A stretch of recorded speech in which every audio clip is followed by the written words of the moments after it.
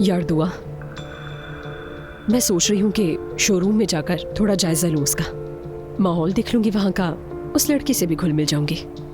यानी हो सकता है वो खुद ही मुझे कुछ बता दे, उसे क्या पता कि मैं तुम्हारी खाला हूँ या नहीं। हाँ, लेकिन अगर आप जज्बात में आकर कुछ कर बैठी तो क्या होगा? नहीं यार, ऐसी बात नहीं है। वैसे अगर तुम इस केस को खुद अपने हाथ में ना लेती तो अब तक वो लड़की मेरे हाथ लग चुकी होती। खाला, मुझे एक बात तो बताएं, हमें आइलिन पर इतना गुस्सा क्यों है? क्योंकि उसने तुम्हारे शौहर के साथ सोना पसंद किया। दुआ, कैसी बातें कर रही हो यार। हाँ ठीक है खाला, वो बात अपनी जगह है, लेकिन इसमें असल कसूर किसका? बेटा, ऐसी लड़कियां शिकारी होती हैं, शिकारी। अजलान जैसे मर्दों को ढूंढती हैं ये, और बाकी सबको इग्नोर कर देती हैं। हाँ, और इतने सारे मर्दों को छोड़कर फंसाया भी तो मेरे शौहर को। हालांकि अजलान को इनकार करना चाहिए था, चाहे वो लड़की रो पड़ती।